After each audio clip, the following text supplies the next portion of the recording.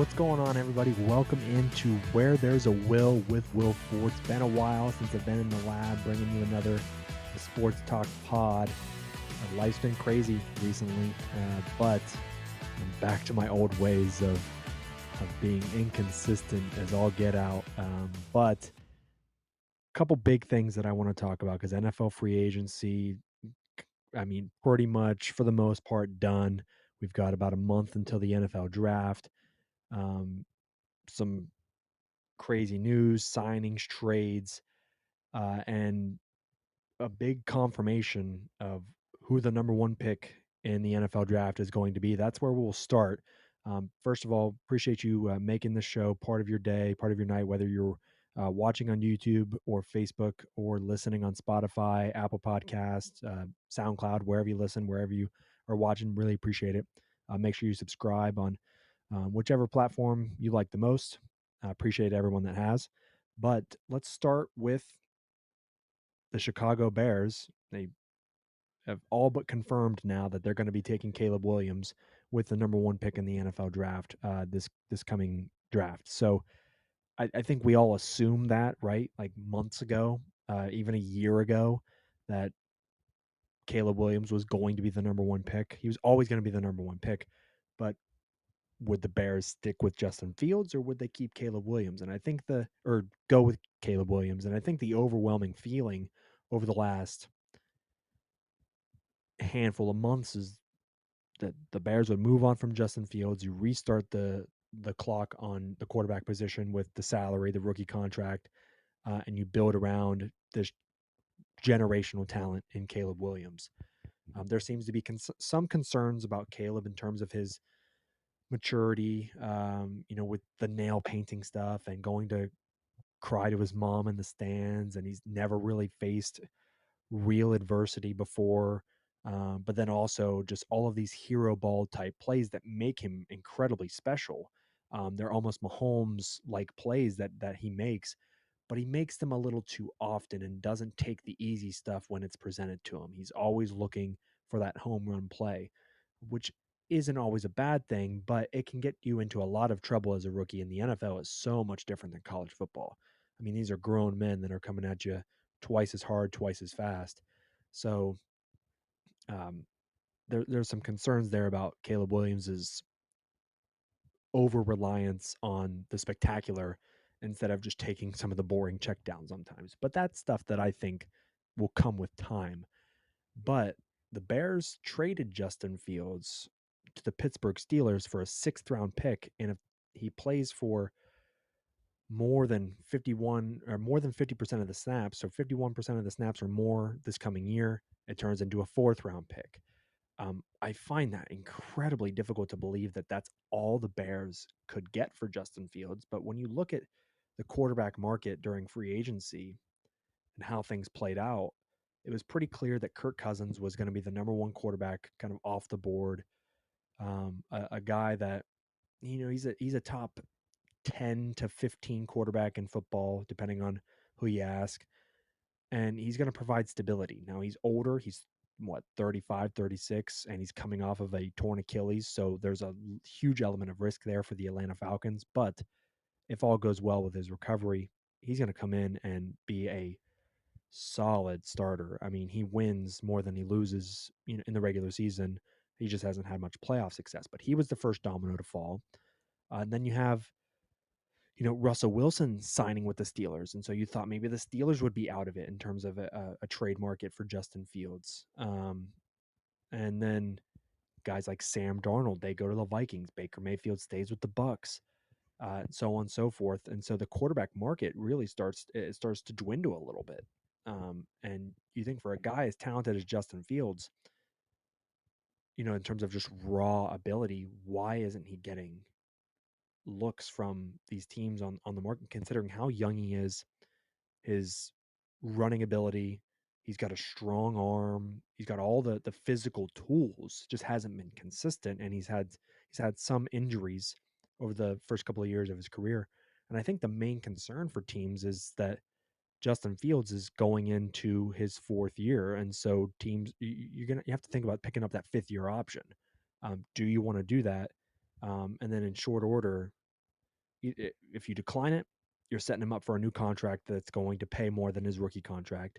And if you accept it, he's still going to be getting, you're going to delay that process for a year, but he's still going to be getting a higher price tag than what he was making through the first 4 years of his contract. So it, the cost doesn't necessarily outweigh the potential gain that you get out of trading for Justin Fields. And you also have to give up draft compensation to get him, right? So you're giving up not only salary cap space that you could use to acquire other assets, other players, but you're also giving up draft capital for a guy that you may only have for a year, maybe two. Really depends. So I think that's why the market really dwindled for Justin Fields. But the Pittsburgh Steelers decided to come in with an offer of a 6th-round pick, which apparently there's reports out there that 4 other teams were interested in Justin Fields, and Justin Fields selected Pittsburgh himself. Why is that? Well, I think he wanted to choose a place with stability. You would, and I feel really bad for Justin Fields because he was drafted in Chicago, one of the worst run organizations in the NFL. I think we can all acknowledge that, especially over the last 30 years. Although they've had a couple of good teams here and there, they've never had a 4,000-yard passer at quarterback. So history was not on Justin Fields' side, but he was drafted to a team whose coach, Matt Nagy, was already on the hot seat. They said they weren't going to play him his first season. Then they bring him in partway through the year against the Cleveland Browns, one of the best defenses in the league, and one of the great pass rushers of this generation in Myles Garrett. That's gonna be Justin Fields' first start. Yeah. I mean, good luck with that. I mean, I think he was sacked over 5 times. I don't even think he put up 50 yards passing. And there you go. I mean, talk about hitting the ground running. That you're just setting the kid up for failure. Um, and then, of course, second season, horrendous defense, not much around him offensively. Year 3 has a little bit of injured a little bit. They trade for DJ Moore, so they get him a number 1 wideout, but just never really all came together. He had a decent year, but just couldn't quite turn it on like you would hope. But I just think he was set up for failure from the beginning. And so ideally, you'd think that Fields would want to choose a place with an offensive coach that can really utilize his skill set. Because I mean, this past year, their offensive coordinator Luke Getsy had no idea how to use Justin Fields. Um, so you'd think for his development, he would want to go to a proven offensive system that can utilize his skill set with his running ability, his strong arm, uh, you know, and do that. But he chose stability, and Pittsburgh is about as consistent as they come from an organization standpoint. They're extremely well run. They draft very well, and their defense is always great. I mean, they always have money to spend on the defensive side of the ball. Um, they always draft wide receiver extremely well. They have 2 really good backs in Najee Harris and Jalen Warren. Offensive line has been a little hit or miss over the last 5 years, but they're working to improve that. I mean, they have used some money and some draft picks on offensive line in recent years, so that they are doing their due diligence in trying to build that up. And they have an offensive coordinator, although it's a defensive culture with Mike Tomlin. They have an offensive coordinator in Arthur Smith who revived Ryan Tannehill's career, made him, a quarterback that led the Titans to the playoffs, number 1 seed. I mean, Ryan Tannehill was more than serviceable for a couple of years with Arthur Smith. And so, yes, you go there with Russell Wilson. Russell Wilson is more than likely going to get the quarterback 1 snaps going into training camp, and likely beyond. He'll probably start week 1. But I mean, if Russell Wilson were to struggle, week 3, week 4, week 5, Justin Fields could very easily see the field. And Arthur Smith is the type of offensive coordinator that I think will know how to use Justin's skill set and he might be able to thrive and flourish in ways we didn't see with the Chicago Bears. Now, it also does suck in the same way for Justin Fields leaving the Bears. Although it's good that he's getting out of that organization that set him up for failure from the beginning. They're finally starting to build a team now that can support a young quarterback who's been struggling. So you have DJ Moore, second year with the Bears. They traded a fourth round pick for Keenan Allen, aging receiver. He's had some injury concerns, but I mean, had a very productive year last year, over 1,200 yards, and it, just one of the more consistent wide receivers that we've had in the NFL over the past decade or so. And he's a reliable target when he's healthy and when he's in the game. Then you have, Cole Kmet. They signed Gerald Everett, DeAndre Swift. They've been building the offensive line. This offense is now built to support a young quarterback. And now it's not going to be Justin Fields. It's going to be Caleb Williams, which is still fantastic for Chicago because now they're going to get this generational talent that we believe Caleb Williams is, and he's going to have a plethora of weapons around him. Um, they traded for Montez Sweat on the defensive line, so they've got a good pass rusher. They've got good corners. They've spent money at linebacker. Like they have spent money all across the board. They've made trades, and the Chicago Bears team now, I mean, they are set up for success as long as the organization can just get out of the way. Just let Matty Eberflus and let this offensive staff and let Caleb Williams just go. Um, it seems like Chicago has finally figured out that, I mean, obviously you can't have just a complete trash defense, but the NFL is offensive driven now. This is the way it has to be. I would have been very interested to see, if Chicago decided to, like let's pass on Caleb Williams. Let's run it back with Justin Fields. Let's continue to build around him. What kind of haul could you have gotten for number one? I mean, could you have traded back one spot with Washington? Washington gives you next year's first round pick. And if Washington is still bad, although I don't think they're going to be bad, they'll probably be a middle of the pack team. But like whoever trades up, uh, Washington or Denver or Minnesota or whoever trades up for the number one pick and they're bad, could you end up with the number one pick again next year? And then it's just kind of this perpetual cycle of having a very high draft pick every year, even though your team is very good, just because you you managed to fleece the Carolina Panthers and get the number one receiver who is signed to a long term extension, very very good, still very very young, and then you get that extra first round pick, and Carolina ended up being terrible, and like it would have been very interesting to see how like if Chicago had went in that direction, like how long would this cycle have went? Could they have extended it for another two or three drafts of having a top 3 to 5 draft pick just because the team trading up for the quarterback gives up way too much? It would have been interesting, but I do think it's good for Justin Fields to get out of Chicago, start fresh, and I do think he will end up taking over the Pittsburgh offense after Russell Wilson struggles for the first 4 or 5 weeks because Russell Wilson is a declining player. You still had this like the same amount of touchdowns pretty much as Patrick Mahomes last year, but the numbers don't always tell the story. I mean, we could all see with our eyes that Russell Wilson he was not great last year. He did not mesh well with Sean Payton. He is regressing. He doesn't see the field well, especially over the middle of the field, and athletically starting to become a little bit more limited, even though he is still pretty mobile. Um, but it's going to be very interesting in Chicago. I'm excited for their future. It's going to be a pretty bright one, I think, with Caleb, Keenan Allen.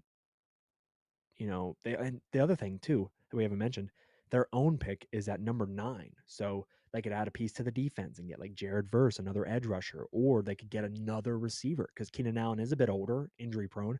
What if you get a Rome Odunze from Washington or a Malik Neighbors or you know whoever? I mean, you could add a Brock. Well, you're probably not going to get Brock Bowers because you have two tight ends already. But I mean, you add a third receiver to that receiving core, add another defensive piece, and it's also a deep receiver draft. I mean, you can use your second, third, fourth round picks on receivers. Chicago set up for the future, man. Now I want to focus on my Dallas Cowboys because they have been inactive during this free agency period. They re-signed their long snapper, so that's good. Couple special teams guys. Um, they've done pretty much nothing during this offseason. And Jerry Jones said going in to the offseason that they were going to be all in. And usually when you say you're all in, you're looking to trade assets to acquire stars, or you're looking to, move money around and spend a lot of money. But instead, they've cut Michael Gallup, who is a solid number three receiver, injury prone, but solid number three, who's been around for a while. Tyron Smith, their all pro, probably Hall of Fame left tackle. You know, he only allowed one sack all year last year. It's the healthiest he's been in years. They let him walk. Um, and then, Leighton Vander Esch has the neck injury. He's gone. They cut him. He actually ends up medically retiring anyway. So, really unfortunate for him. It's not that the Cowboys wanted to let him go, it's just that he was never going to be able to play. Um, but the Cowboys letting people go, and they're not spending any money either. They've tried to they reworked Dak's contract and converted $5 million of it to signing bonus so that way they could free up $4 million. But the only thing that they've done of any kind of significance is that they signed Eric Kendricks, who played for the Chargers last year and was not particularly good. He was expensive. He's older. But he was part of Mike Zimmer's defense back in Minnesota a number of years ago when he was a star. But he's not a star anymore. He's older. Yes, he's a veteran presence. Yes, he's a leader. Yes, he'll be good in spots. But to me, not a home run signing. Um, it looks like the Cowboys are going to rely on the draft, which historically over the last 10 to 15 years, they've been a pretty good drafting team. The problem becomes they fall in love with their draft picks and they extend them. It's not even that they extend them, but they overpay for their own guys. They don't give them a they don't try to give them a hometown discount or anything like that. Offer them a cheaper deal. They pay them well, and other teams, they'll move off of guys. They won't give them second contracts, or they'll give them cheaper second contracts, so it makes it easier to move off of them later. Um, Dallas has not tried to sign. I mean, they did not contact Derrick Henry in this free agency period. They almost traded for him at the trade deadline last year. Did not even talk to him, and he lives in Dallas, lives in their backyard. Didn't even talk to him, and he signed for $8 million a year with Baltimore. Like Baltimore needs another running back, and now they have Lamar Jackson and Derrick Henry. Good luck stopping that. That's an that's impossible. It's an impossible backfield to stop. But it it's been shown. I mean, the numbers have proven to you over the last ever since Dak Prescott's been in the league. If he has a 100-yard rusher per game uh, in a game, he wins 75% of his games. He's only won 9 games in his career where he has had a rusher under 100 yards. So Dak is much better when he has a strong run game that can control the clock and can limit him to 28 to 32 attempts a game. And not that Dak can't throw it 40 to 45 times. He's capable of doing such things. But when you have to rely on him and you put pressure on him, that's when he gets into trouble throwing interceptions. That's why he still throws interceptions in the playoffs. I mean, Tony Pollard, a nice back. They let him go in free agency, by the way, um, to the Titans. A nice back, but not a power back. And he wasn't as good this year as he was last year. And so Dak needs a running game, and you don't go out and get a Derrick Henry. You don't try to offer a Saquon Barkley. Um, so now Dallas is going to have to go to the draft, and it's a weaker running back class. I mean, these guys are projected second, third, fourth round guys. Jonathan Brooks is probably the best one. Um, coming out of the draft, you also have a Michigan running back that's pretty good. I mean, Dallas has had success drafting running backs, but when you say all in and you're going to rely on the draft, that doesn't happen immediately. I mean, it's pretty rare that, back in 2016 when they drafted Dak and Ezekiel Elliott, that they both popped the way they did. That almost never happens like that. Um, and I don't think it's going to happen again. So unless they make some sort of splash trade, like I've seen Stephon Diggs floated around, receiver from Buffalo, pair him with CD Lamb. He's older and expensive though, and I don't know if Jerry Jones is going to be willing to do that. So I'm disappointed by their lack of urgency in free agency. I'm not saying that spending a bunch of money is always the best way to do it. I mean, we've seen teams do that and flop because it puts a lot of um, pressure on their organization to succeed. But I would have liked to have seen them be a bit more aggressive in going after one or two guys that could be difference makers, like their running back position. Um, Now they have holes at offensive line, which they've been good at drafting offensive linemen, but I mean, talk about setting expectations. If you don't do anything, then the expectations will be low. And, no one will think Dallas is going to win, and they won't win because they never do. So I don't have hope. Even if they make a splash trade, we'll find a way to get in our own way again. We'll crap the bed, and that'll be that. So, anywho, that'll do it for this episode of Where There's a Will. In the next episode, we will do some NFL draft talk. We'll do a mock draft, the top 10 picks, and also talk about the best landing spots for the other projected first round quarterbacks like your JJ McCarthy's, Drake Mays, Jaden Daniels, Bo Nix, so on and so forth. And obviously Caleb Williams going number one of the Bears. So yeah, that'll be in the next episode, but really appreciate you making the show part of your day, part of your night. Make sure you subscribe on YouTube, follow on Facebook, Spotify, Apple Podcasts, SoundCloud, wherever you listen, wherever you watch. Really appreciate it. I'll see you later. This is Where There's a Will.